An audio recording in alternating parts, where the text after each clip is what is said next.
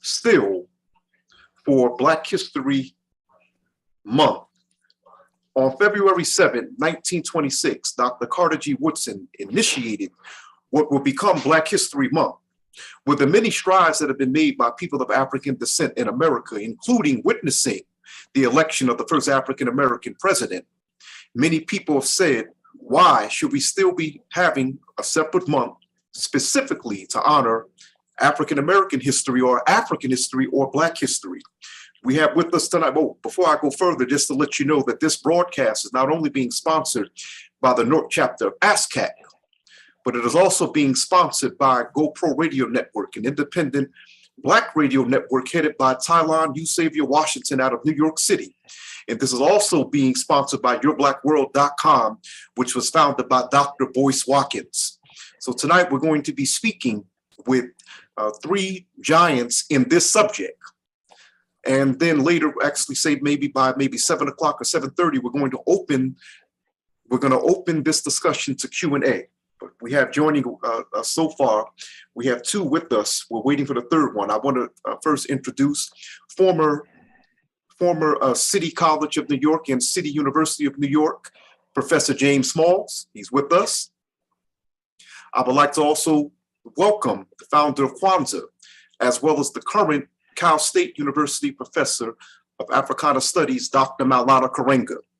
And just to let you know, I'm going to be speaking with these brothers. And of course, we're going to be welcoming Dr. Leonard Jeffries shortly. I spoke to one of his representatives. He'll be coming on very shortly. We're having login issues, just to let you know on that end. And so we're going to get into a very deep discussion, just to let you know, as is the custom in African tradition, we're paying homage to our ancestors. So in this respect, I'm paying homage to Gil Noble, who was one of my idols in Black journalism. Family, we're going to ask that you all please be muted.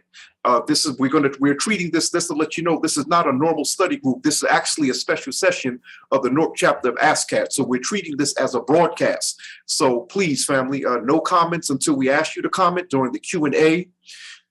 So as I was saying, anyway, we're honoring Gil Noble tonight. And as you can see, we were playing a broadcast from 1982 of his legendary show, Like It Is, in which he interviewed Dr. Yusuf Inyakinen, Dr. John Henry Clark, and Dr. Ivan Van Sertima. We say our shades to all four of these giants. Absolutely. And just to let you know, we have been, this right here, this production, this was nothing new. I've been actually planning this for quite some time. It was just a matter of scheduling, in which I planned on speaking with these brothers to discuss this very important subject. And I'm thankful that we finally manifested it. Okay, so we're going to get right to our discussion. I want to start with you, Dr. Maulana Karenga. Why the need still for a Black History Month? And then, of course, after you finish, Professor Small, you're free to jump in any time. But I want to go with Dr. Karenga first.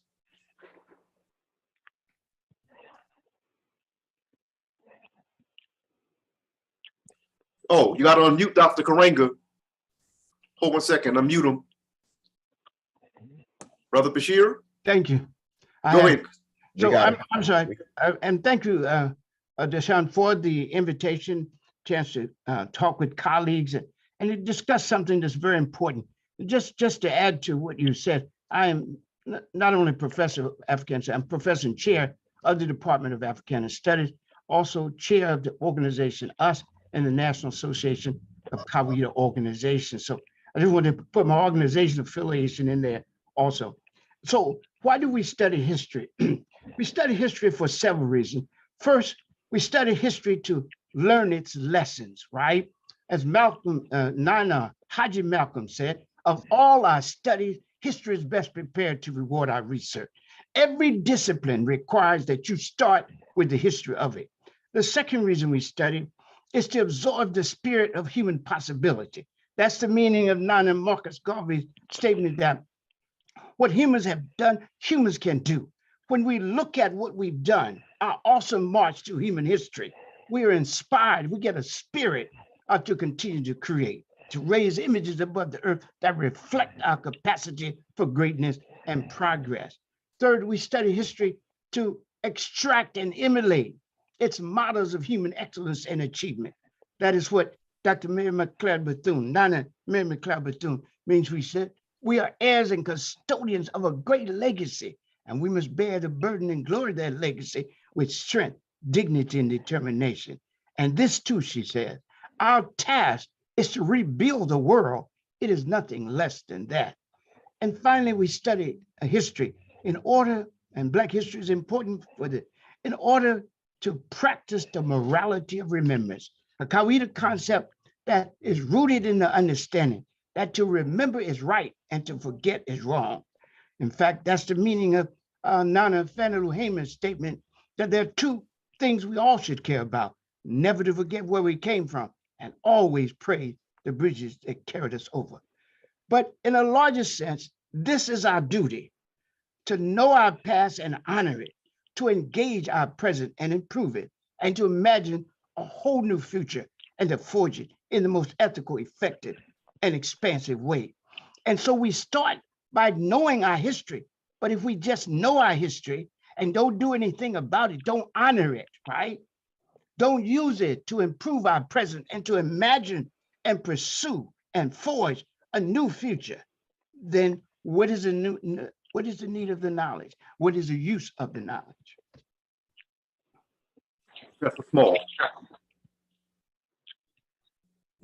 He has to be unmuted. Oh, there isn't much I can add to what the doctor just said. Peace and blessings, my big brother. Good to see you. Peace and blessings to you. The only thing that I would add that I sometimes say is when we study history, you're being instructed and informed by your ancestry. And so we say holidays, these are holy days. I mean, a period of time where we hold something sacred. And our history is the experience of our ancestry. And that informs and instructs us on how to take the next step in the world. So it's essential that we still have a Black History Month and African History Month. It's absolutely essential because that's showing the kind of respect to ancestral experiences that is necessary to inform us on what our next steps must be.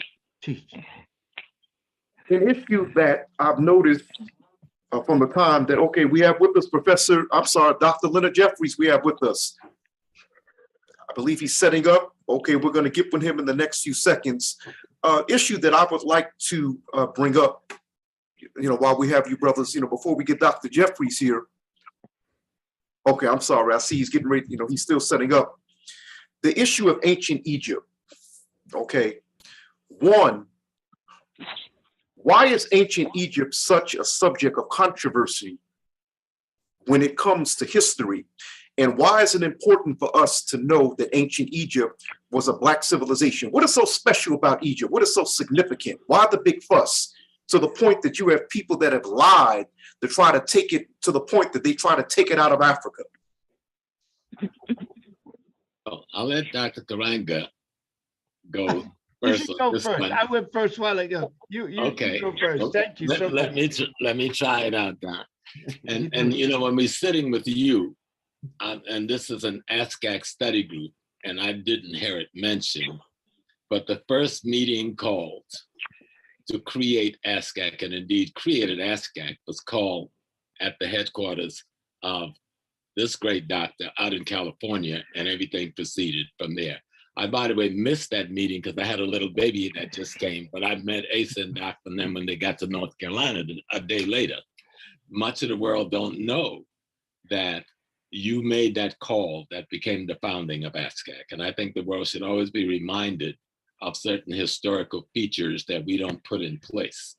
It is very clear the forces that we are fighting against socially, politically, academically, and culturally that have stolen our legacy, our history, and even our geography to give themselves a foundation as civilizers in the world. And we have come into the knowledge and understanding now that we says, no, that's not yours. that belongs to our ancestors, thus it belongs to us. And that's a war, because the population that have committed this crime, it does not have a foundation, to stand on in terms of wanting to be a leadership of humanity. And so they use Kemet, Egypt, as that foundation to rationalize and justify their right to feel that they should intellectually and culturally lead the world. And so that's one of the big pieces of the fight. The other thing that makes it significant, because of the ecology that has allowed for the preservation of so much of the history, language, culture of the Africans of the Nile Valley. In other places, we have to go and study language to really find that kind of retention. That's a little bit more difficult to do. But in Kemet, we left the physical assets, we left the writing system, we left institutions. I could look at Kemet, study the pyramid text, I can study the coming forth by day and by night, and I can see the birth of a Christianity, the birth of a Judaism, the birth of an Islam coming out of the spiritual literature of the African of the Nile Valley without even digging that deeply. And so when you're talking about showing ownership of Kemet as part of your ancestral inheritance and experience, you're talking about being the mothers and the fathers of all things Western that's worthy of holding up. Leonard Jeffries. Oh, go ahead, Professor Small. You want to finish? We threaten the fantasy and the falsehood of Western civilization and its genesis. Dr. Jeffries, why is ancient Egypt or ancient Kemet so important in our development? And what I would like to know is, why is it important to know the question I asked as you were logging in? Why is it important to know that ancient Egypt was a Black civilization? And then, of course, I'll let Dr. Karenga chime in. Well, certainly, I'm glad that you have this session trying to deal with these important issues. And it's key and crucial that not only Kemet, meaning the Nile in Egypt, but the whole of the African continent has been taken from us, and others have claimed it because that continent is so crucial to the development of the human family. And so the Nile gives us a special focus, because you're talking about an extensive civilization along a river valley that's the longest river valley in the world. And more significant building has been done there and in the highlands of Ethiopia than anywhere else. So whoever can claim the great developments in the Nile Valley and its extensions can claim to have the most significant contribution to the human family. And so because Africa has been writ so negatively and so largely negative by the European as he went on his marauding to conquer peoples of color, that he cannot give us that truth. So luckily, there's an explosion of information over these last 50, 60, 70 years that has established the African origin of humankind in the river valleys and in the special spaces in the African continent. And so everybody wants to claim it.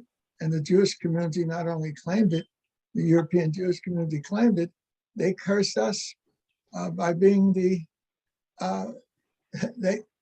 stole our legacy and then cussed us out and cursed us as being the people who are the devil. So I don't even like to use those phraseologies, but in other words, someone takes your legacy and claims it and then says that you are the evil one and cursed. So I don't accept that type of formulation. And we've dealt with it. Great efforts have been made to do studies and organizations. Our brother Tony Browder now has this enormous dig in the Nile Valley. And so we are on the right side of history as this exposure of who and what the Nile Valley represents is dealt with. Karenga, now I think it should be pointed out to our viewers My that, brother, oh, did I hear you say Karenga? You're talking about Dr. Maulana. Yeah. You talk. You don't say Lenny Jr. Meaning me. I'm sorry, I said something wrong, Dr. Jeffries. I thought I addressed him as Dr. Karenga. Oh no, did. you You just did. said, Asante though for that. Good to see you, Dr. Jeffrey. yes, your heart is in the right place, brother. Don't worry about it. Well, Dr. Karenga, this is Dr. Karenga worked hard to get those doctorates. Let him have them. oh, definitely, but I always address him as that. I'm sorry, maybe I misheard. But Okay, go. You did, Doshon. okay, thank you, Dr. Karenga. Now, this is why I wanted to definitely get your take on it. You've actually translated the sacred texts that came out of Kemet in the Nile Valley. So I definitely want to get your take on this here. Why is ancient Kemet so important to African people? And what is its significance to the point that people have tried to erase it from African history? Right. Well, you have two or three questions there. The reason that it's important to us as a people and to the world is, first of all, its antiquity, right? That it's a model of African achievement at the earliest of time. And it reaffirms how we stood up first, spoke the first human truth, introduced some of the basic discipline of human knowledge in the Nile Valley, and taught Jew, Gentile, Hittite, Hyksos, Roman, Greek, Persian, Libyan, all of them came. Egypt was called at this level, and that's the second reason it's important, the level of achievement, right? Is that Egypt was one time called the light of the world because of its knowledge, right? The temple of the world because of its ethical grounding, and the navel of the world, its great spiritual and ethical ground. And then the navel of the world, because in the womb of the world, because of all it was creating for the world. Also, it's important because it has an abundance of documents. And with those documents, we can hear, in its antiquity, we can hear Africans speak their own special culture truth before the coming of the white man, before the coming of Europe, to distort and deform and to deny. So we have the ancient Egyptians. And then, of course, its contribution to the world. Some of the fundamental concepts we use today, right, come from ancient Egypt. To say, like, for example, the concept of human dignity, that humans have an inherent worthiness, right? That is transcendent, that is beyond all social and biological categories, race, class, gender, sexuality, age, ability, religion, etc. Second, that is equal in all. Third, that is inalienable. No one can take it from you. We can't even have human rights without that concept. And Africans of the Nile introduced that concept. They also introduced the concept that humans are in the image of God, which preceded and led to the concept of dignity. So Imago Dei was in the Catholic book, Sene Nature with the ancient Egyptians. So we have this, the antiquity, the availability of document, the level of achievement, the contribution to the world. But equally important to all of that is it's useful to us now. And that's one of the most important things we understand. And that's what Diab said. It's not enough to know that Egypt is Black. That's been proved in several ways, by physical anthropology, by self-definitions, Kemetio, the ones of Black land or the Black one, by eyewitness reports, by cultural similarities, divine kingship, respect for the women, all of those things that go in there. And also linguistics, right? Wolof and his genetic relationship to ancient Egyptian language, not accidental, but genetic. And also the evidence of geography. Oh, but also I forgot the art. There's art. Egyptians could have depicted themselves as looking like Vikings, but they didn't. You know, they have a range of Blackness like we do, right? And so we have that information. That's what Weston Diab said. And he said, this is what distinguishes him from those who flirt with Egypt, the dilettantes, is that he is not trying to prove anymore that Egyptians are Black. It's already been proved. The question is, what do we do with all this knowledge that we've discovered now? How do we, he says, is this free, turn it into a scientific operational concept and practice? And so that's what we were doing, the organization, us, when we in the early 80s conceived of building an organization that led up to ASCAD, building an organization that would, number one, create a community of scholars to engage this, right? Second, that would also give us a chance to introduce Mott as the signature conception of ancient Egypt. And that, regardless of all the other things, that Mott was the key concept, right? And that's why I went back to school and wrote this 800-page dissertation on Mott, the moral idea in ancient Egypt of studying classical African ethics, right? Also, I wanted to introduce Hussein, which I thought would be a 20-year project, right? But now it's 30 years and I'm still working on it. And also we wanted to, our organization wanted to link it to the movement, because everything we do is linked to the movement for the liberation of African people. We say that we've always had a dual struggle, the struggle to be ourselves and to free ourselves. And we can't be ourselves if we don't, we can't free ourselves if we don't be ourselves, but we can't fully be ourselves unless we fully free ourselves. And so it's very important for us to understand it. And that's why the dominant society and Dr. Smalls and Dr. Jefferson made this clear, is that we're in a war. You know, Malcolm said, wherever Black people are, there's a battle line, right? Whether we're in the East or the West, the North or the South, you and I are in a country, but really in a world, but especially a country that is a battle line for all of us. And what they want to do is define reality and make us accept it, even when it's to our disadvantage. They want to monopolize the concept of history and humanity, because history and humanity are dialectically linked.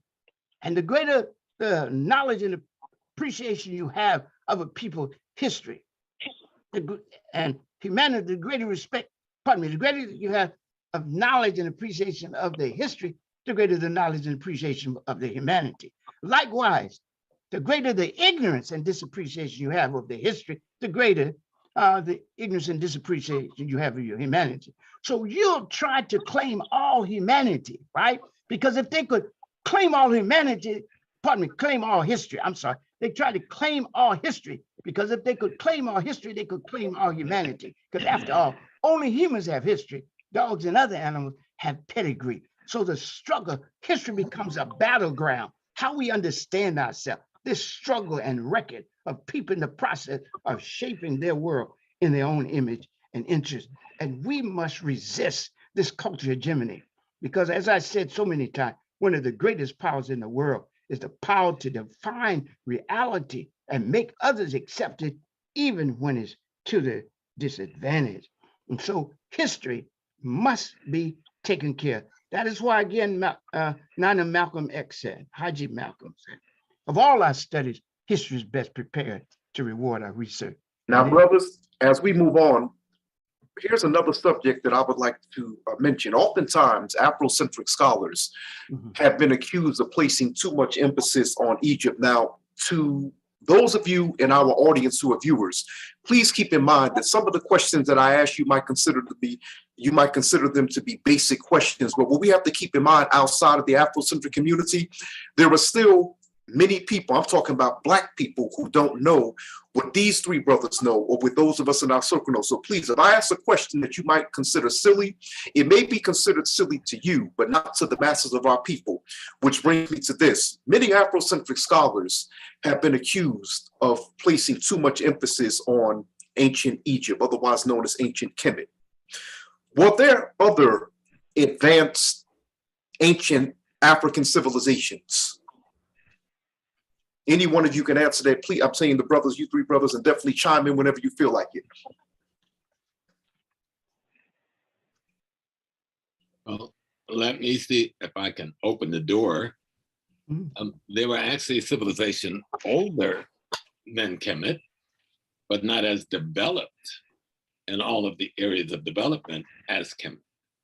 And if we start just in Southern Africa itself, they will give us the great Zimbabwe, but there's massive civilization evidence in building forms and other artifacts left in across Southern Africa that show that it preceded the development of Kemet. We can go into the West African theater, and we can look at, you know, the Mali. We know about the Ghana, the Mali, the Songhai kingdoms, and there were others. Then there were the great Swahili states on East Africa. We haven't even begun to look deeply into Congo because of all of the conflicts in Congo, Angola. But I think the key thing is Kemet gives us the crescendo, kind of say, where all of Africa and its body of knowledge found the perfect ecology to come together along the Nile Valley. So the people who are in the Nile Valley having this manifestation, they came from all over Africa.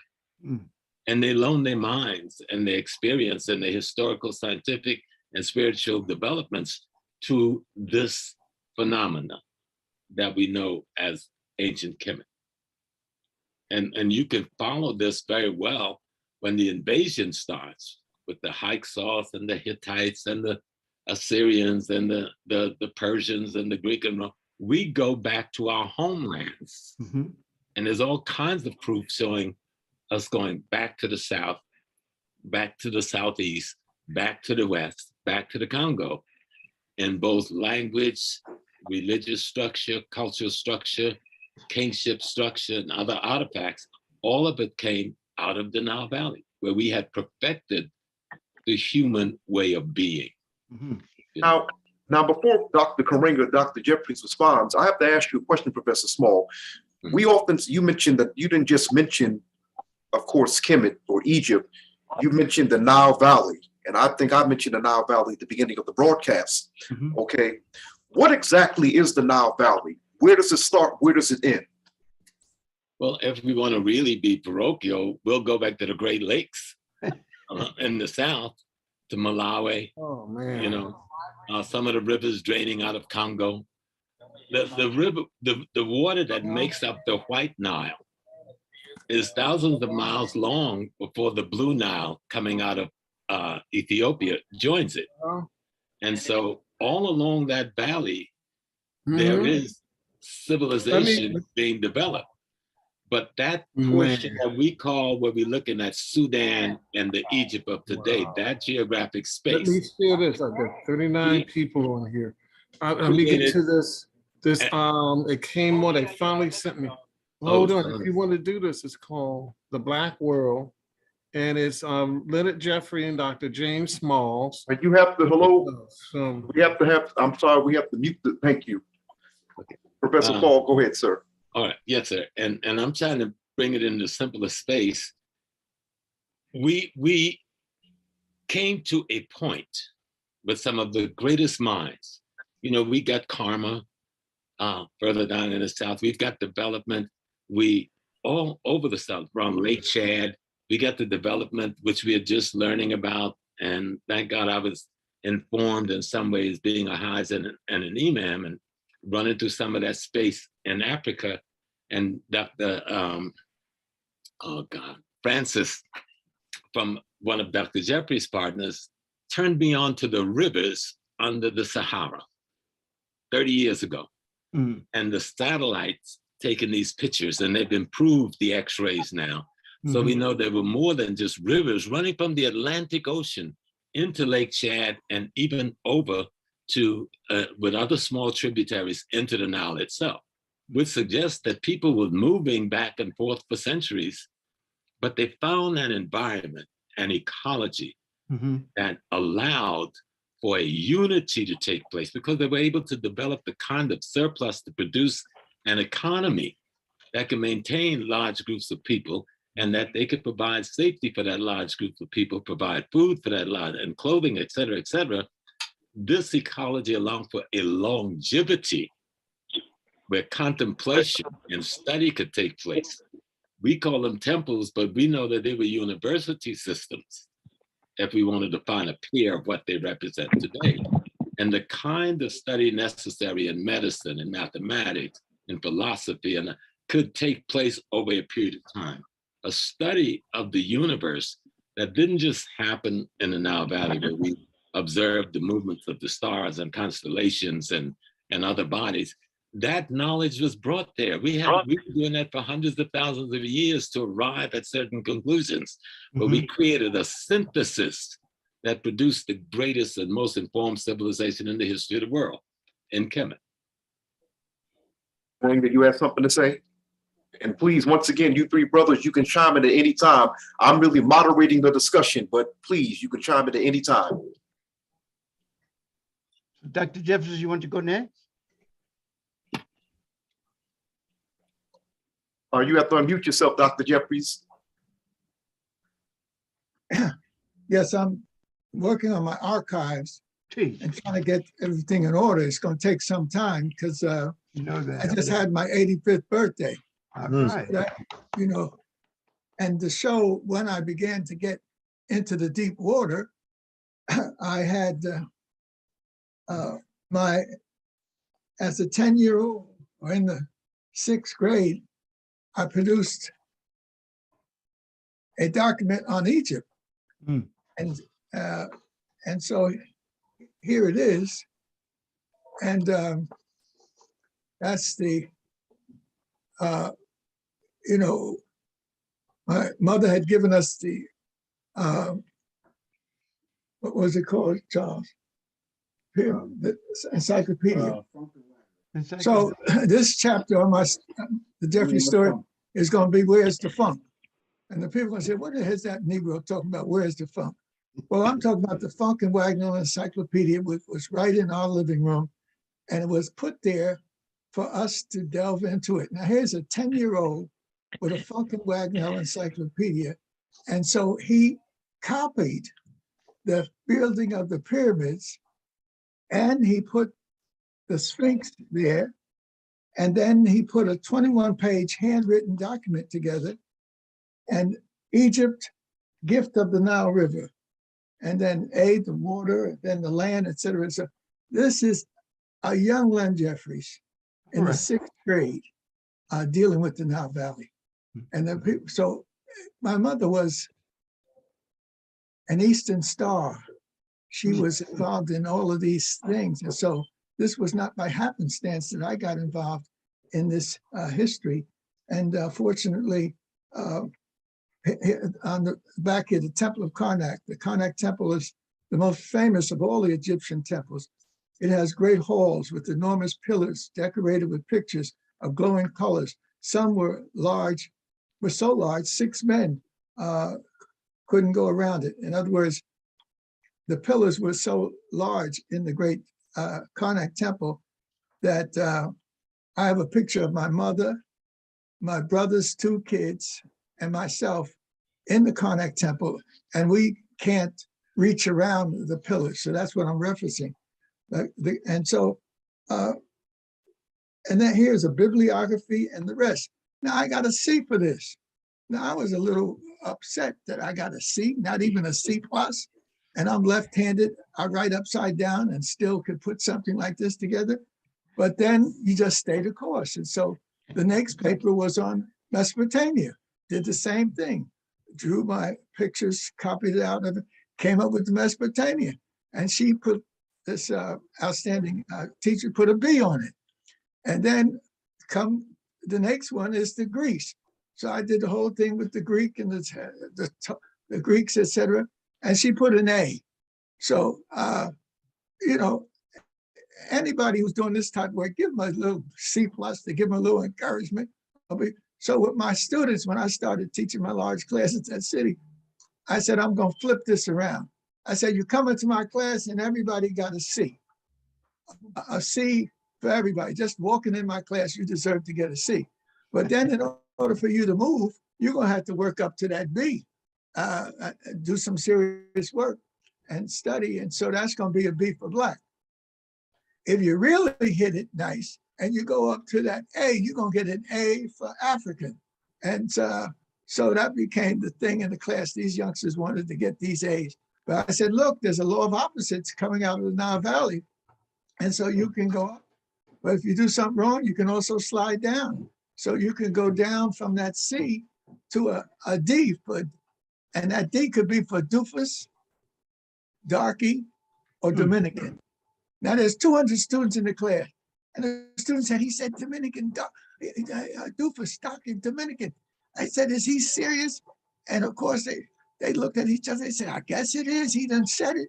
And but that was to wake them up about this whole question of definition of who you are. And I told them, I need 10 term papers, and you got to be serious about it.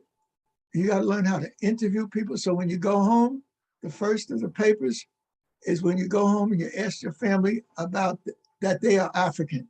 Oh my goodness. I said, but be prepared if you got martial arts training to get into your defensive posture, because it's going to be rough. And they said, Dr. J, you were right. The first person who picked up something to throw at me was my grandmother. All I said was, we're African. And so there's a whole dynamic in relationship to using the language to explain. Dr. Maulana Karenga has done the most fantastic job by taking it from his base in Los Angeles and putting it in the world, and then creating at the end of the year, the Kwanzaa celebration and all of that. So you have to give Dr. Maulana his kudos on using this knowledge in its most significant way. But I see my students, and we were at a big funeral not too long ago, and they had all this dancing and drumming, and they did a fantastic job. So I told them, I said, you guys did wonderful. And so one of the fellows, he said, well, Dr. Jeffries, you taught us well. We're all your students. I almost dropped, because they had, and one guy said, and I got an A+. I mean, I was good. I was with you. But at any rate, we've got to understand that we got to take the monkey off our back. And that monkey is not appreciating our Africanness and what that really means. We're the chosen. Other people chose themselves, but the powers that be in history and whatnot chose us to be the firstest with the mostest. And so for us to learn, the Greeks worship the Africans. So how can we flip it around and say the Africans are worshiping the Greeks? When Herodotus and all the great Greeks, they wanted to go to the Nile to copy what they learned there. So we need to, and the unfortunate thing is, you go to Washington, D.C., and you think you're going down there to go to Howard, or you're going down there to go to one of the clubs, etc. But if you go to Washington, D.C., you're going to ancient Kemet, renewed. Okay. They copied what the Nile Valley represented and put it in a formulation for them, Washington.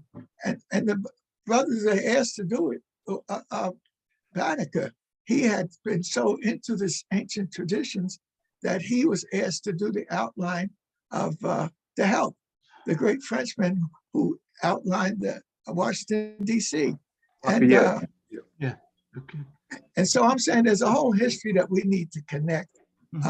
And so fortunately, the studies are there, and the efforts are there, and the achievements are there. Here's a sub. Oh, go ahead, Dr. Karenga, if you wanted to. Yes. So just in terms of other civilizations, other advanced civilizations, well, certainly in terms of, when I teach the history, I teach the three major civilization areas, but I don't, in the end, I want to talk to you about the whole concept of advance. So the Northeast, we have Nubia, we have Egypt, we have Axum. In West Africa, of course, Ghana, Mali, and Songhai, but Yoruba land, and also Dogon land, right? And I want to come back to those.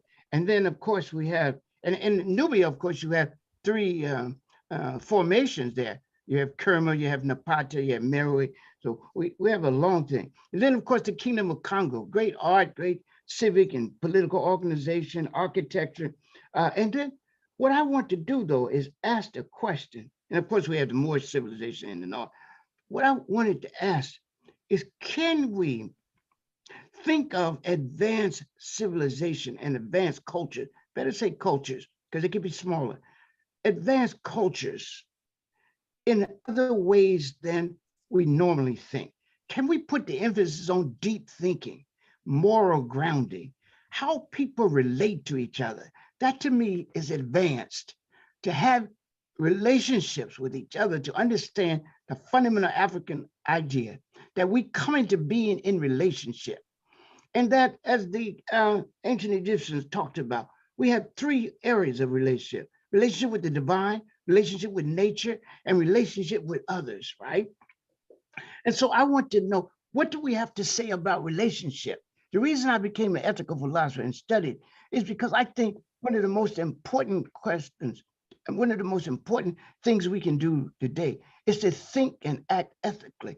And so what happens here is that when we read Dogon, when we read Kemet, when we read Odu Ifa in Yoruba land, we see a depthful thinking about how we relate to the divine, how we relate to nature, and how we relate to each other. And that's indispensable to today's world.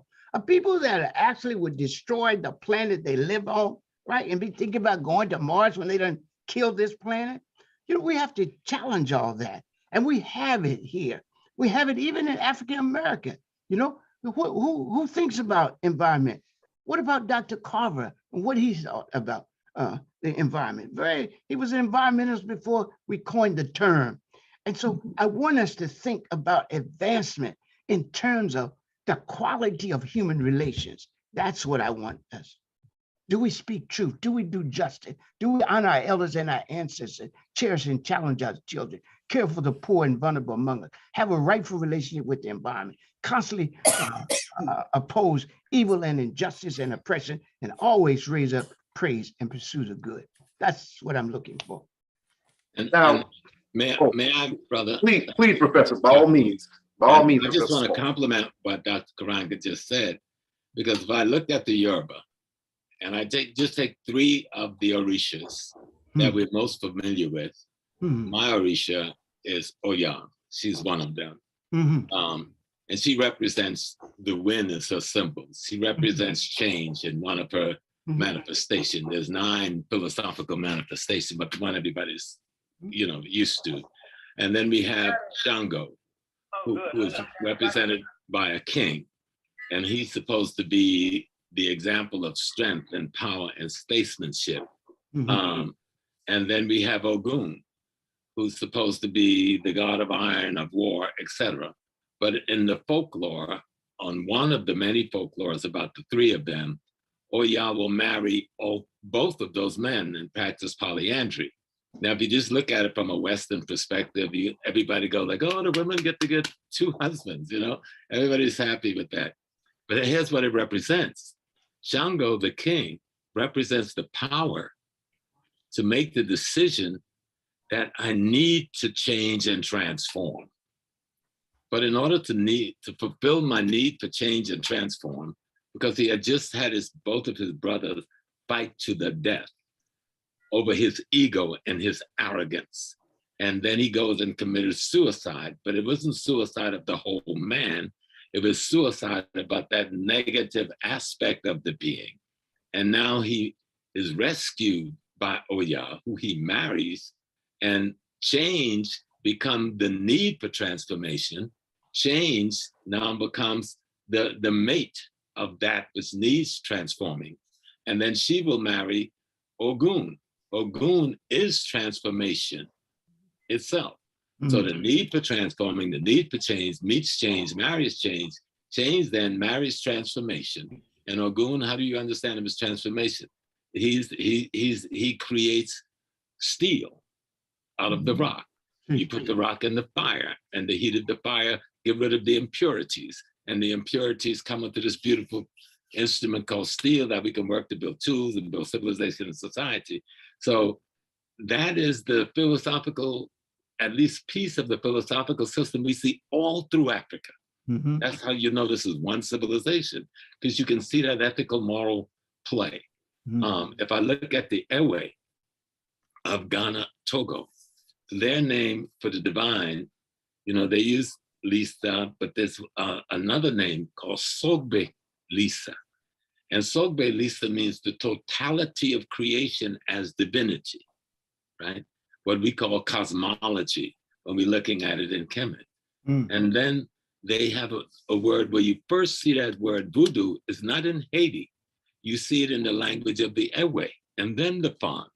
And the word means, this word voodoo means the essence of the divine in something. So if I want to say the essence of the divine in the human, I say voodoo godsi, the essence of the divine in human. If I want to say the essence of the divine in nature, I said voodoo daha, you know. But I'm saying that this essence, the quality and attributes of divinity, which is all supreme, omnipotent, omnipotent, is available to be present in the character of the human being through his ethical practice and moral practice. So you see it throughout the African civilization, this level of ethics and morality that Baba is talking about. And so you can see the relationship. And the Ewe say that their language, Ewe, is spoken Medunecha. I haven't been able to prove that through study, but they say this of themselves. The Metro Nether, of course, that would be the language of ancient Kemet, the Nile Valley. Is that correct? Yeah. And, yes, Doc. And I wanted to say that just pursuing this Odu Ifa, right? 78 point says and show you the depth of thinking. In Egypt, we call it, in Kawita Mat, we call it Jair, depth of thinking. And so listen to that.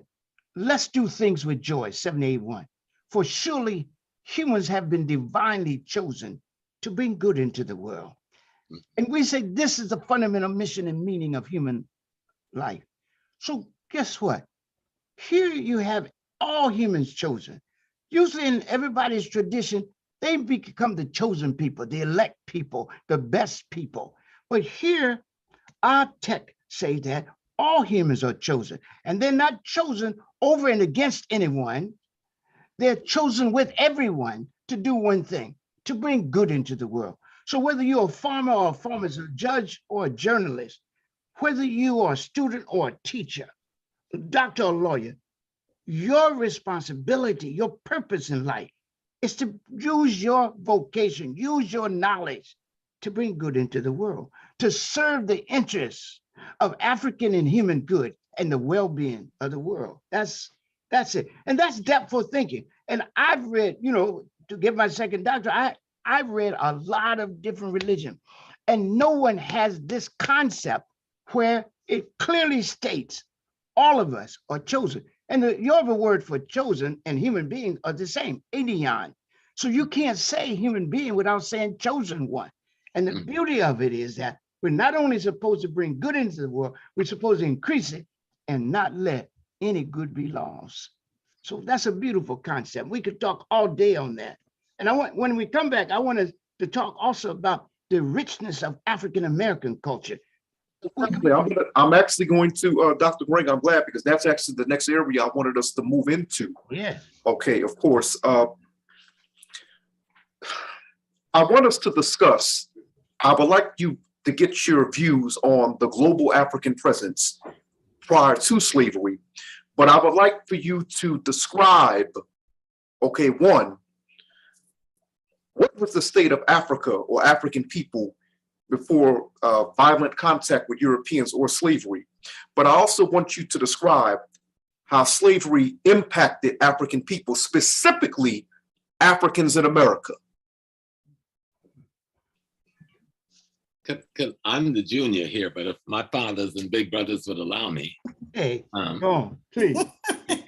Open the way, open the way. No, they say build and destroy in the nation of gods and earth. Build and destroy. I'll be the root today, and Ra and Amun will follow.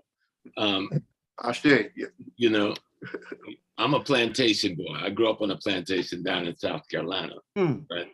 Leonard Jeffries opened a lot of doors to me in terms of my study. Most of you know I came through the Muslim thing, not the nation, but in the Muslim mosque founded by Malcolm. And so I was on a certain kind of journey. And so the way you just posed the question would be troubling for my mind, because we tend, even when we try to put the African American back in Africa, we separate them from Africa. And so, see, the 1400s is a point we arrived at Mm. that has been going on since the invasion of the Hyksos. And if we don't take into account the conditions that the Hyksos, the Hittite, the Assyrians, the Persians, the Greeks, the Romans created in North Africa and East Africa, pushing us out of our space, okay? So that by the time we get through the formulation of what they call Hebrewism or Judaism, and especially Christianity as not just a religion, it started off as an ideology that became a religion. And the same thing with Islam, an ideology that becomes a religion, and both of those ideologies led to a massive declaration of war against the entire continent. So by the time we get to 1492, we are on the run as refugees all over the continent, caught in some difficult situations, so that there's a 1,500-year cycle of the Arab slave trade that was as vicious and as violent and as destructive as the transatlantic slave trade, okay? And so that Western European, the Portuguese and the other, tap into this thing that's already there, all right? Has already begun to gobble up the continent, such that I think it was the Queen of, head kind of foggy, okay, it was an area that is now Nigeria, and I should not have raised it if I can't remember her name, but she wrote a letter in, I think, the 13th century to the head of the Ottoman Empire, asking the question, we're Muslims, just like you. Why are you continuing to attack, invade, and rape our land of our people, raping our women and enslaving our populations? This is southern Nigeria with this dialogue, and this is a part of historical records. So the point we've got to realize, by the time we get to where the Christopher Columbus thing and the bringing us over after the 1400s, there is a war and an enslaving process that has gone on for the most part for nearly 2,000 years. Because the Greek and Romans did the same thing. You see, we were enslaved by these people. We were militarily conquered by these people, and they caused great damage. But Professor Small, was it race-based? But when the Romans and the Greeks were doing it, was it race-based, or were they just? Don't get caught up in the race-based. We know skin gradation and stuff over here, because culture is how we defined race back then. And so but even the Greeks and the Romans came to steal the land, the ore. They came for the wealth of Africa. They didn't come because they didn't like us. They came for the institutional structuring with the educational formulations that would allow them to build their societies. And so the greater understanding is slavery wasn't about race in the sense that we look at it today, okay? They were destroying civilizations who had a body of knowledge they needed, they wanted. But if you look at what the iron ore that the Romans got, the agricultural things they were able to do, the gold and the silver they were able to get, that's what they came for. The same thing they're doing right now. But in coming for that, they found something else that they had known nothing about. And that is the ethical, moral, civilizing structures of those African communities that they were conquering. And they realized we could use this too. So they formulate a Christianity, formulate an Islam out of these concepts, ideas, and principles. So then we get to these others from Western Europe, the Brits and the French and the others, coming in the 1400s, tapping into a system that's already 3,000 years old, and under the Turks, not really Arabs, because Arabs never really ran that system for very long. So you're talking about the Turks who run what we call Islam, and they tap into that system, become a partner with that system to remove us from our land, while at the same time conquering us for the resources in that land. See, they didn't come and say, I'm gonna take you as a slave. They came looking for the gold and the this and the that. And then they realized we found this other land over there that we don't run up on that has all this agriculture's possibility, but we need some labor. Not just labor, we need some architects, people that know how to run an agricultural society, people that know how to build, people that know how to make bricks, people that know how to do all of the things, medicine, everything we need done. And so the war was enlarged, but it wasn't new, you know. And we're caught up in that process, but a lot of our civilization had been broken up and destabilized by Islam before the Western Christians got there. If we look at it from that perspective, we'll see a different kind of how we left there and what we left with, because we brought what we had in our minds with us, in our genes with us, and it's still with us today. Definitely. If either you two brothers definitely want to chime in. I know, you know, Dr. Karenga made an excellent point about focusing on Africans in America, but Dr. Jeffrey, Dr. Karenga, all of you? Well, we have to have a global view on these things. And so that's why I'm glad Professor Smalls laid out a whole series of interactions with different folks. In other words, when you have a global view, you can see when the different Europeans thought they had opportunities and they set up their system of exploitation. So there's a period when the Catholic Church dominated this system. And in fact, the Pope decreed that with the so-called discoveries that you could divide the world in half and give half of it to Portugal and half to Spain. These are two minute Catholic nations that have been given the right to exploit the world. And that involved cursing Black folks. And so that was the Catholic part of the enslavement struggle. But then the Johnny-come-latelys, the Protestants get into the mix, and that involves the Dutch, the Danes, the people we have, Brandenburg Germans, the English. And so there's another development of super exploitation of Africans, but it's in the hands of another group of marauders and exploiters. And eventually you get the transatlantic process, and then that's when various other exploiters got into the mix. So it's a dynamic look at the flow of different organizations and different folks. There's an article I have here. When the Pope John Paul went to Africa, he was glad to get to the door of no return in Gorée in Senegal, and then asked for forgiveness for what the Catholics had done.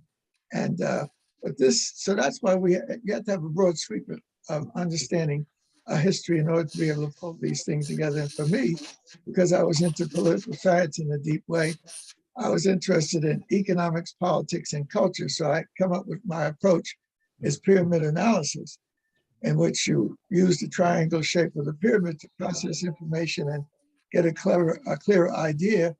And so you have the beginning, the thesis, and the thesis begets the opposite, which is the antithesis. And the thesis and the antithesis set the stage for the culmination of those two, and that's the synthesis. So we have to become adept at pulling information together and synthesizing it. And that also involves the process of what I refer to of super exploitation that involves economics, first principle of the universe. If you don't have economics, you're in trouble. Economics is your creative, productive capability, and everything that wants to live on the planet or live has to have that capability. But if you have your economics and your politics working together, then you have this duality. But then in order for your economics, your productive capability, your politics, your management capability to work for you, you got to synthesize it and have a deep cultural understanding. Dr. Maulana has put a great deal of time in getting us to focus on culture. And that's a key as far as I can say. That's the synthesis. Culture is the key. It tells you who and what to do and why you're doing it. So that we need to go deep into tapping into this knowledge. And that means we got to get serious and then be prepared to raise these questions. And not only put the Pope in the middle of what you're doing, put Queen Elizabeth, put Queen this and that, put Joan of Arc in the middle of it. Poor Joan of Arc was hooking up with the marauding Europeans when they had the Crusades. And so they were running off on their horses, trying to take down the wealth of the Crusades because they had this marauding principle in their culture. So we need to get into this history in a real way and begin to appreciate it, and it'll help us clarify what slavery was all about, what exploitation was all about, and how economics politics turned against our cultures, and the Europeans were able to build their global systems. Right. Appreciate what you've said, Dr. Jefferson, what you've said, Professor Small. Yeah, certainly, I agree with Pan-Africanism and global perspective. I mean, Malcolm said that we must always ask ourselves, where do we fit in the global scheme of things? Always, you know, we are world historical people. In Swahili, we have two words for human being: Watu, which is people, and then Walimwengu, which is world.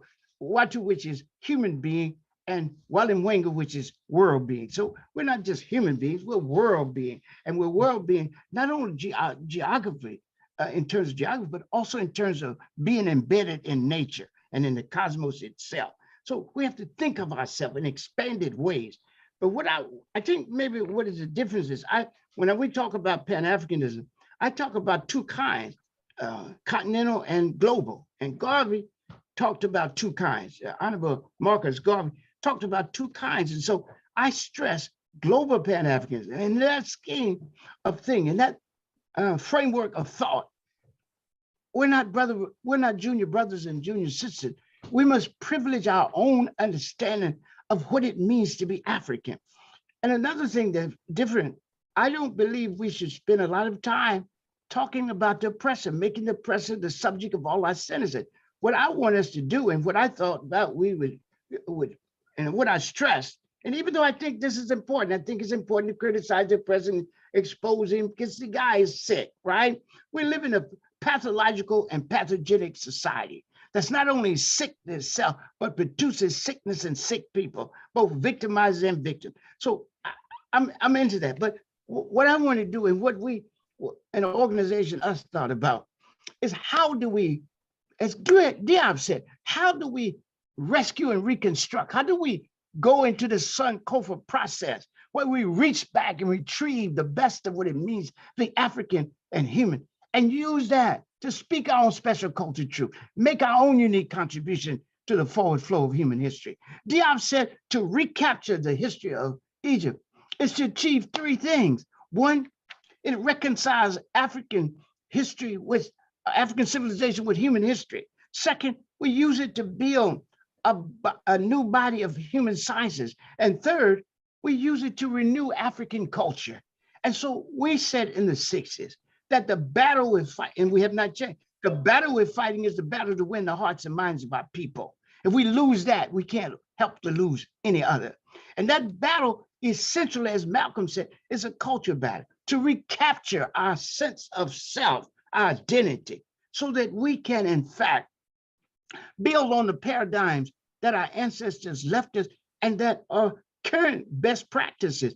So if we look at things here, we'll see that one of the most important things we can do is to dialogue with African culture, to ask it questions and seek from it answers to the fundamental issues facing us, society, and the world. What does Africa have to say about what it means to be human? What does Africa have to say about marriage and child rearing? What does it have to say about the environment?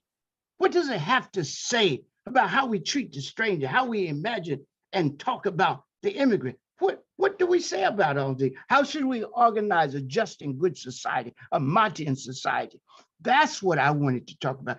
And that's what we tried to talk about in ASCAC, in the founding of ASCAC. We wanted to talk about this, to reach into Egyptian culture and to begin to talk about ways of being the just and good person, the just and good society, the just and good community, right?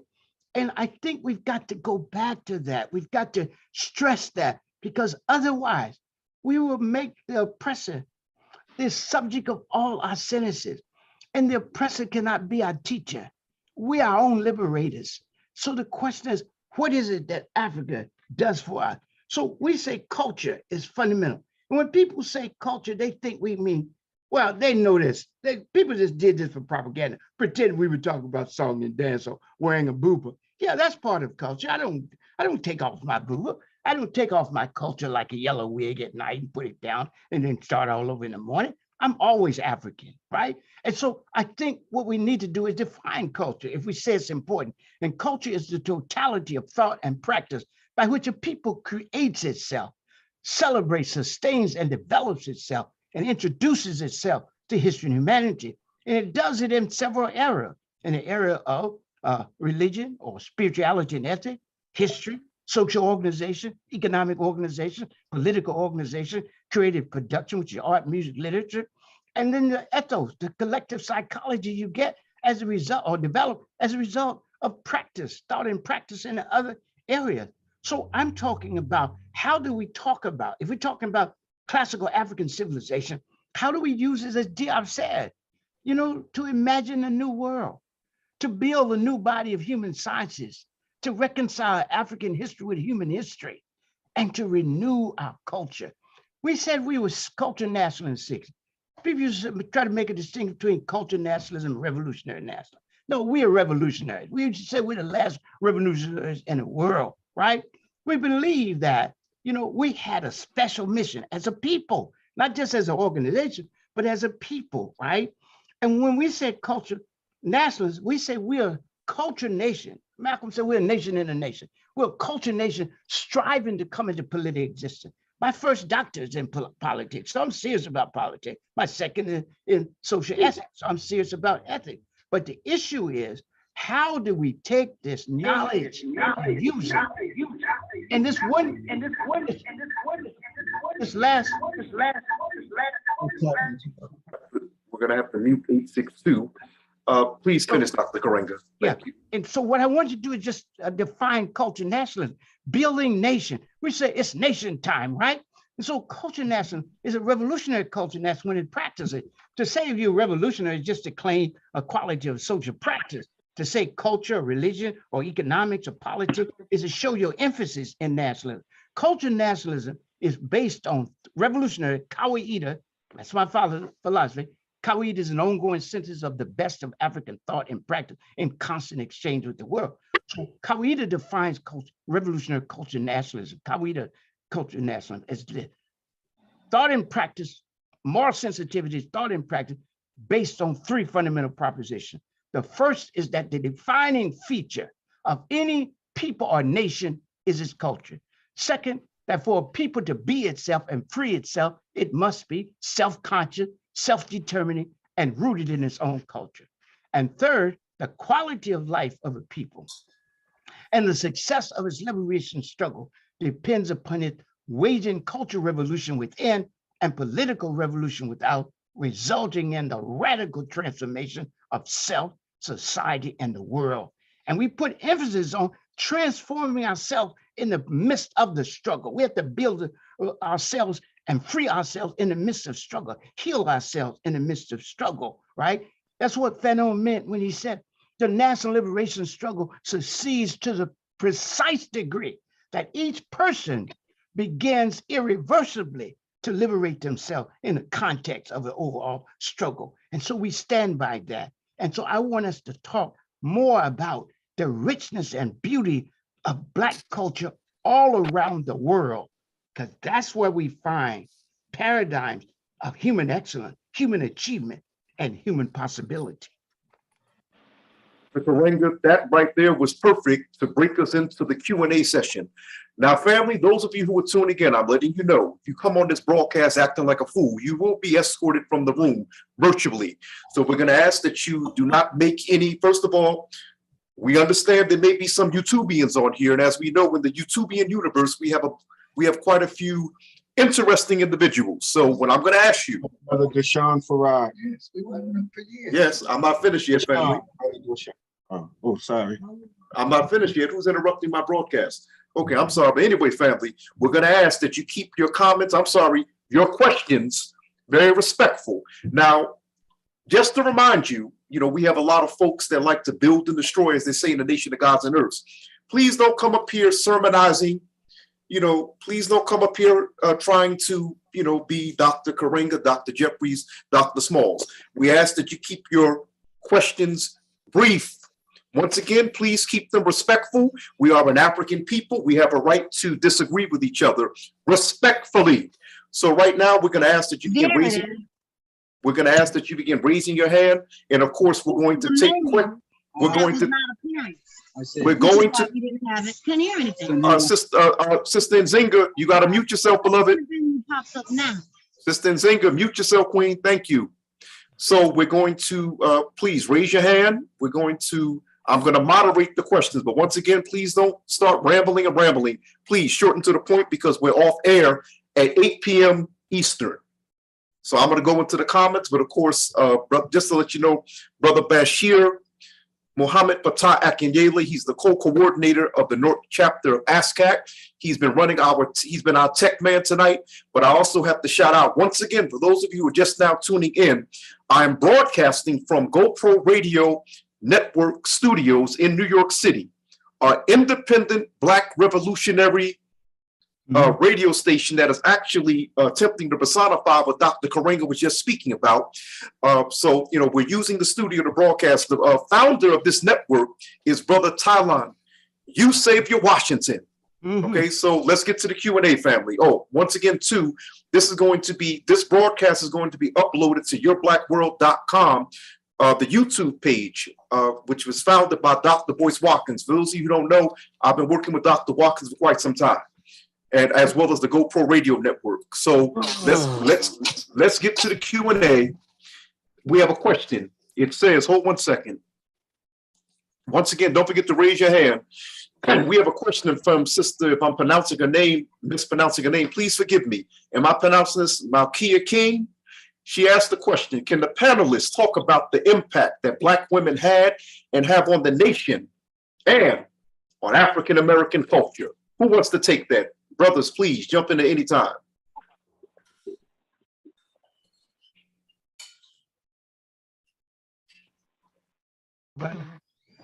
As the junior, I'll open the door. Okay. When we think of the Black woman's impact, you've got to think of her role as the mother of a family. You have to think of her role as the grandparents, the elders of a community. And we think that we sometimes put emphasis on that one or two or three persons that did this most extraordinary thing.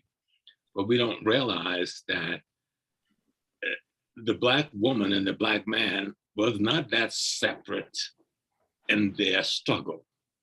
I mean, the question was never really in our community, the Black woman or the Black man. The question was the Black family as a unit.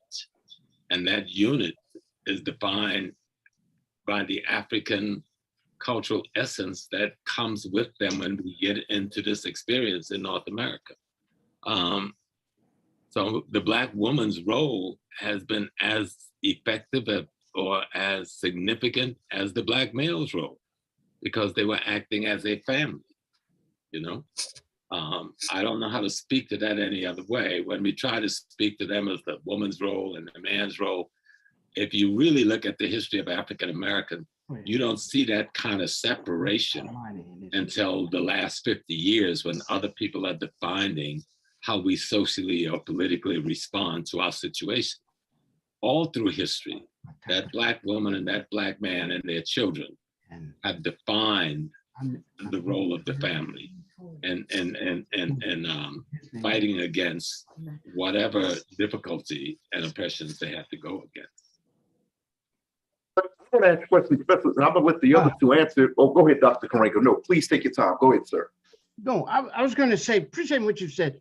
Just building on what Professor Small said, the reality is that Black women are the indispensable half that makes us as persons, as men, and as a community and people whole.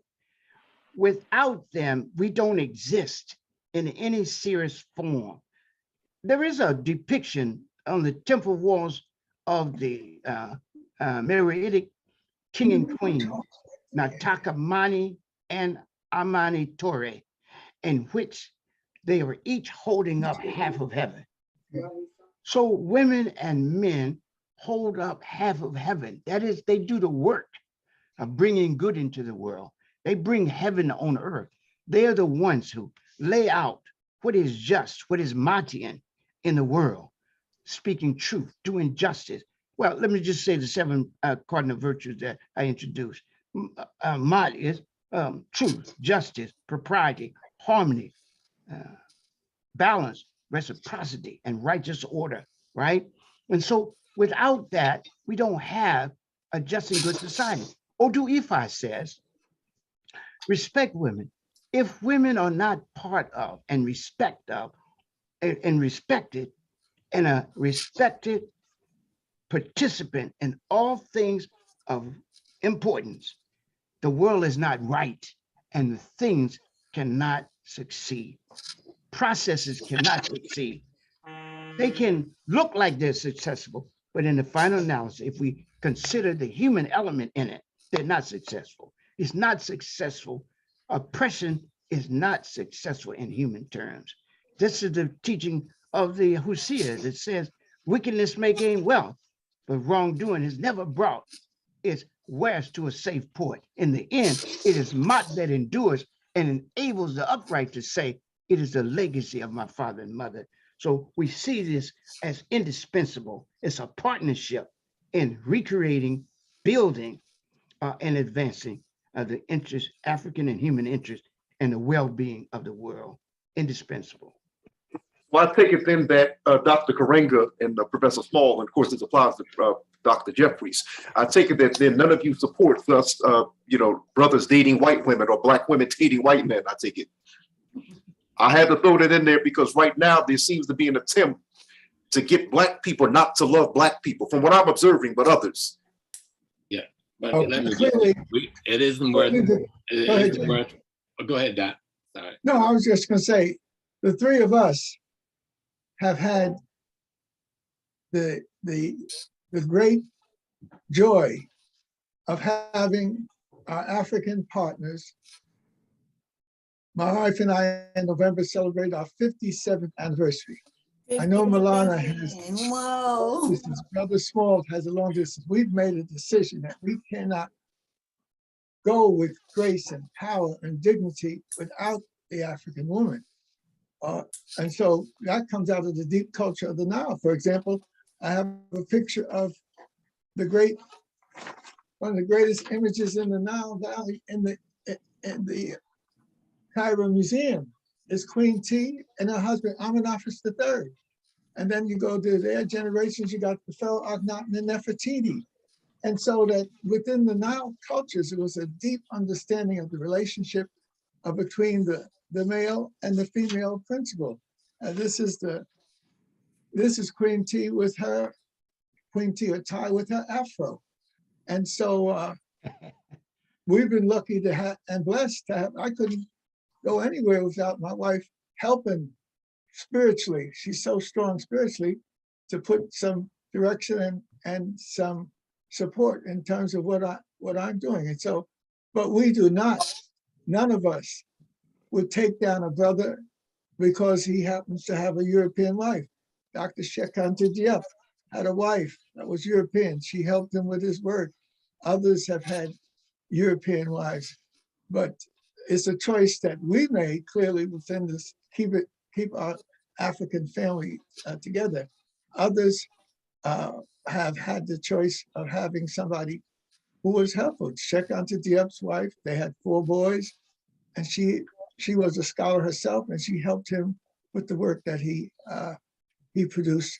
That's some of the greatest work any scholar has ever laid before us and helped us grow and develop. Well, may I just say that's a good question for another show. I don't think that should be a part of this. Dr. Karenga had just gave us a short dissertation on where we need to focus on what is it that African culture will inform us of. Like Dr. J, Carol and I have been together 51 years. I think she's the best part of me. And I know Dr. Maulana and his queen have been together longer than that. So, but let's focus on how African culture, African history, African spiritual connections, as Doc has said, informs us on solving the problems that we have to face economically, politically, and culturally. We have this question by Walimu Wesley Kabbalah. Pardon me if I'm mispronouncing your last name, brother. He says, Dr. Giab raised the question in Black Africa, what is the ideology which can unite us as a Pan-African global community? He further asked, can Ma'at become such? And if so, how do we begin to construct it as such in this era of African rebirth? I'm going to leave that to Dr. Karenga. I'm going to follow him and praise him when he answers that, because he's already lived out the answer to that. Appreciate what you said, if I understand correctly. And my house and I also have been together 54 years. So I think it's very important for us to realize that we are beautiful people and we have to focus on, as I've said, what we're doing, all the time, what we're doing. And someone raised a question of Saruj Taj. So I really want us to get back to talking that also. So yes, Ma'at can be the fundamental way. This is the reason we introduced it as a singular. Doesn't mean other people wouldn't talk. Certainly Dr. Carruthers had written an article on Ma'at in his book, which we published, of course. He hadn't published it then, but he had written an article. But we said that in spite of all the ideas we might have out there, all the monuments we might see, right? That in addition to the Ma'at, the way to understand Egyptian civilization in its best is to focus on the concept of Ma'at. And that is why I did the dissertation on Ma'at, created a language for Ma'at, Ma'atian anthropology, Ma'atian ethics, right? Ma'atian ontology, right? Ma'atian practices, Ma'atian ethics, etc. So I think it's very important for us to see that's the way. And the way we do it is by moral sensitivity, deep thinking, and sustained practice. So let's look at it. Moral sensitivity, let's just start. Feeling a commitment to speak the truth, speak truth to the people, as well as truth to power. But first to the people, right? Second, we have to do justice to each other. And justice can't be just following rules. Justice means giving people what they do. People do love, they do respect, they do caring, they do consideration, right? Give the people what they're due. Third principle in Ma'at, propriety. A lot of times people don't want to deal with it. When I teach my ethics class, ancient Egyptian ethics class at the university, that's one of the hardest things for the students to see, propriety, because what is it?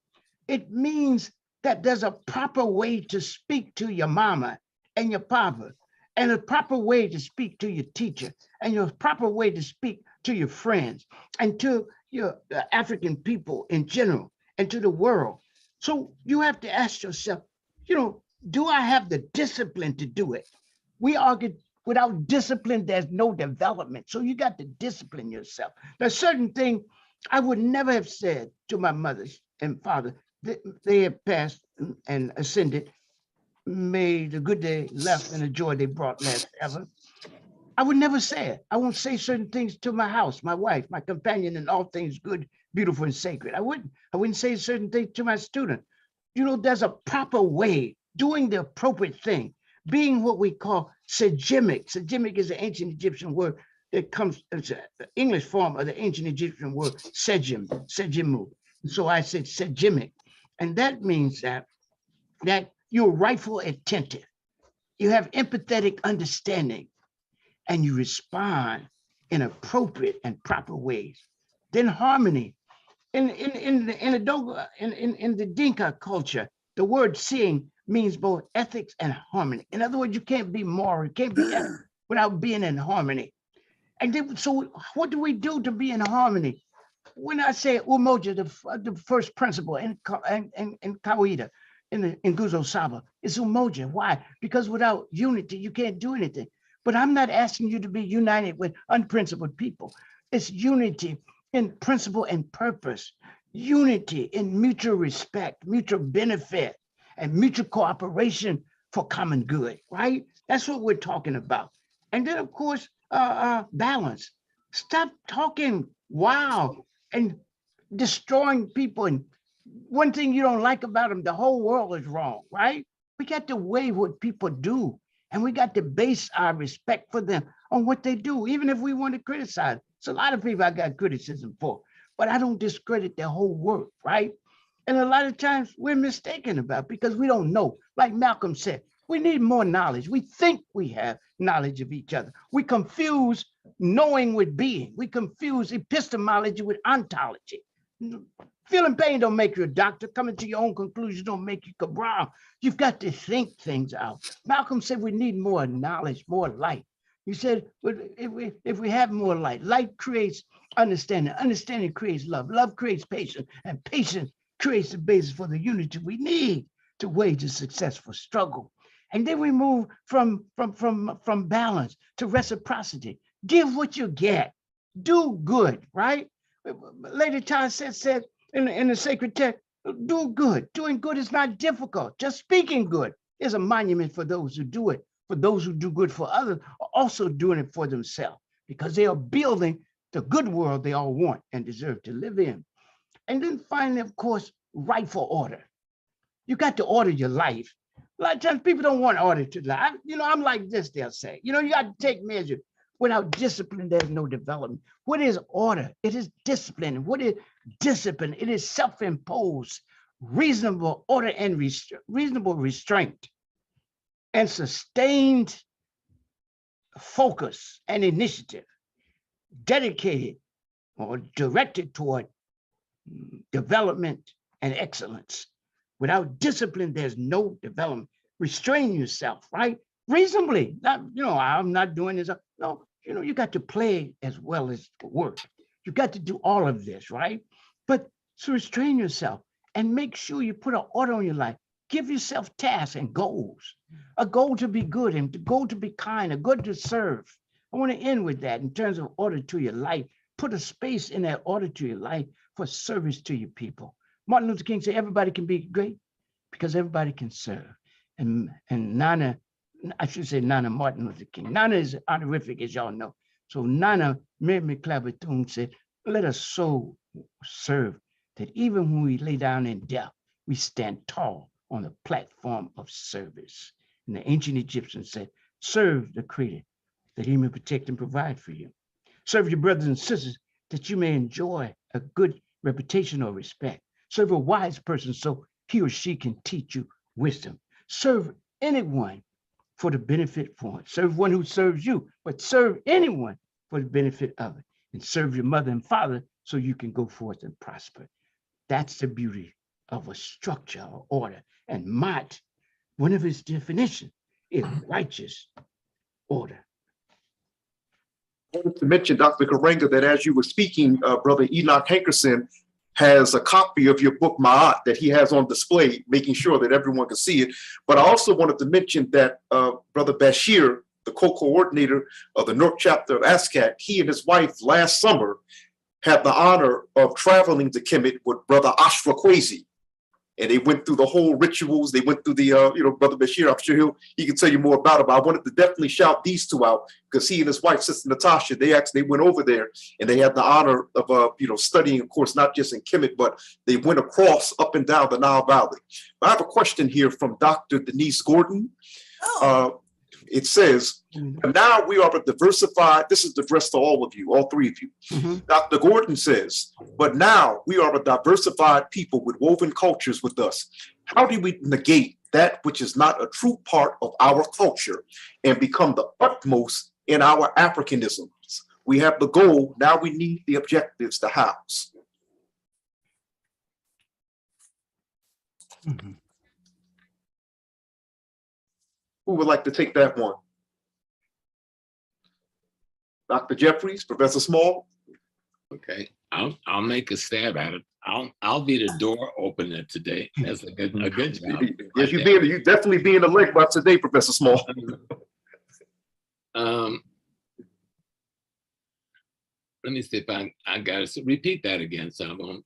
Yeah, Well, yes, Doctor, I'm gonna say it again. Dr. Denise Gordon says to everyone, but of course it's addressed to. I've got it now. Right. It's this diversity of cultures. Right. How do we negate? woven within us. Yeah. Well, I would ask to beg the question, are we that diverse? You know, there's this assumption that we lost so much coming from Africa, and then we've absorbed so much of the Europeans' experience. And I think on the surface, that may well be true. But it's like our language, no matter where we are from in the United States, we don't speak like European Americans. And the fundamental reason, because we're still speaking from an African vocabulary base and using grammatic base and using his vocabulary. And we pay no attention to the fact that we have not really conformed as much as one would like to think we've conformed. The instrument, the sanctuary we were given, allowed in the open after the Civil War was the church. But in that sanctuary, we embedded Africa in almost every aspect of it. The weakness, I think, is in our lack of knowledge of the history of the church, or the Oddfellows, or the Daughters of Ruth, or the Daughters of Isis, or the Eastern Star. There's a body of knowledge, or the Prince Hall Masonry. These institutions, that was our sanctuary to be Africans. See, those are the places we could be African. But we had to disguise it so that our enemy would not really see us being Africans in the same way we did it on the plantation when we went into the bush at night, or on Sundays where he thought we was just playing some drums and dancing, but we were really having a truly spiritual conversation about what our situation was. And so I don't think we have as much of the European cultural essence as we do the African cultural essence, but our lack of knowledge of African culture in practice don't allow us to see that aspect of Africa in us. Let me just give you a couple of cases and I'll shut my mouth. I grew up on a plantation in the woods in South Carolina, and I belonged to a little church called St. Anne's Baptist Church. At age 13, everyone in that community, whenever they reached age 13, had to be called together and they came before the church. And we had to pick a church father and a church mother, other than our parents. And then we were prepared for a whole year. Then we went to the morning bench, you know, and then they would bring a preacher from out of town, a real rip it up evangelist. And you had to get on your knees, and you couldn't get up and fake it because the elders were there to check to make sure you really got possessed. And each family sung their own song over their child. I still remember mine, "Save him, Lord, save his soul from the burning hell." I don't know what they had in mind for me, but you know, I on the third day, I got the Holy Ghost, they call it then, but it was being possessed by a spirit. Now, I just described that in that description, you saw the African age group process being practiced with the 13-year-old. We saw the what we call Godfather's structure, where we chose a church father, church mother. If you go to Africa now, especially in West Africa, you still see that person who is the uncle who takes more responsibility for the rearing of his sister's male child than the father of that child does. So there's another African practice in place. And when I got initiated in the Yoruba tradition, I was blindfolded in the bush, in a hut, and for 7 days. And I couldn't get out of that position until I got possessed. In the same way I couldn't leave that morning bench until I got possessed. And if you read Jomo Kenyatta Facing Mount Kenya, you'll see some of these things also being played out there as he explained the Kikuyu society to the rest of us in the world. So we've hidden so much of Africa in that church that we need to start digging, because that's a gold mine. But we have to know Africa. I think it was Zora Neale said it, and Dr. Maulana almost repeated it in the way he was describing something. She said, to be there, you must go there. But to go there, you must know there. And so we need to learn the culture as being practiced in Africa and as having been written in history, so we can see how much of it we did not lose at all. Mr. Small, I'm going to have to, we're concluding. We have a little less than 5 minutes left. I wanted to shout out. We have several dignitaries here. I can't name them all, but one in particular definitely would be of great significance. I'm going to shout out. We have People's Organization for Progress out of New Jersey, North New Jersey, Brother Lawrence Ham. We have Reverend. Where's my man? We have Reverend Dr. Queen Mother Amaku, but we also have our brother who actually asked the question earlier, Baba Kabaila, the founder of the National Black Council of Elders. He actually served, for people who are not aware, he served as a bodyguard for Dr. Karenga in us. But there are various people that I wanted to, that I'm not able to shout out. If you would, please don't be upset. We can't shout out everyone. I think I see someone there. I'm gonna put it to you this way. I'm gonna shout out one more person. Of course, I believe we may have Dr. Mott with us, but Dr. Maurice Franklin. And the only reason why I'm shouting out Dr. Franklin is because he and I bear a significant year, and that year is 1914. And I'm gonna leave it at that. So we're gonna get ready to conclude. We have any more? Yeah, can I respond to that? Go ahead, Dr. Karenga, definitely. Yeah. First of all, if we're gonna we're going to talk about diversity of culture, we have to practice operational unity. And by the way, Doshon, it's not good to say he was my bodyguard, security for the organization, etc. That's better. But I understand you were just Well, no, Dr. Karenga, just if I may interject, someone had emailed me referring to him as that. That's correcting right. me. I don't, yeah, someone had. That's right. Go ahead. Yeah, we can't announce things until we, reaffirm. But anyhow, let me tell you this. If we're serious about our culture, if we're concerned about it being diluted by too much diversity, what we have to do is come in the world knowing that people are already diverse, and there's no way to stop that, nor should we want to stop it unless, guess what? It adulterates and diverse what is really the core of who we are. How do we protect from that? First of all, accepting the principle of operational unity. Unity and diversity. Unity without uniformity. Unity and principle, purpose, and practice. Here's the practice. First of all, if we're going to do that, you got to study your culture. One of the things that Black people keep saying about their culture, I told you, we can't just think because we Black, we know Black. We don't. We got to study. That's why we have universities and schools. That's why we have schools in Africa. Even before, we came. Why? To study ourselves in relationship to others and to the world, and to understand ourselves and how we should act.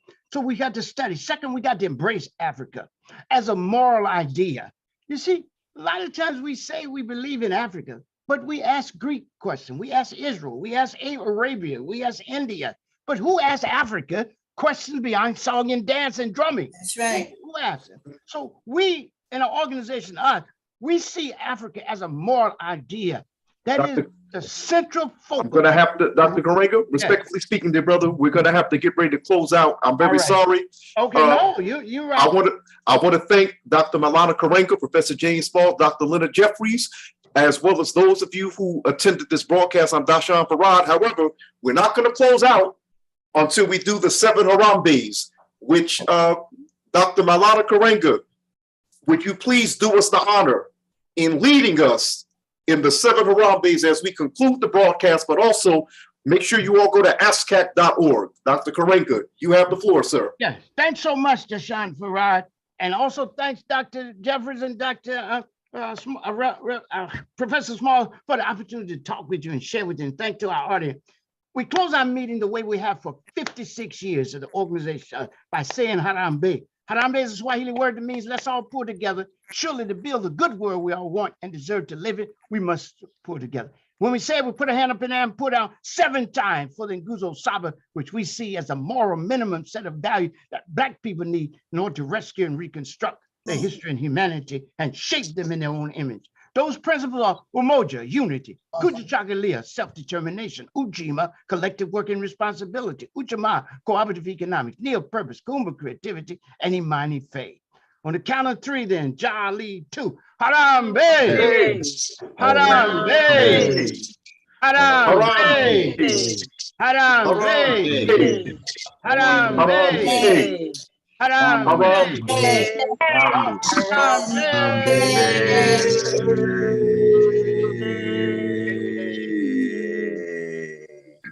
Hotep family peace. I'm out. Doshon Farad.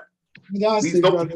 Don't forget, Hotep. don't forget ASCAC.org. Make sure you join, but also check out the North Chapter of ASCAC.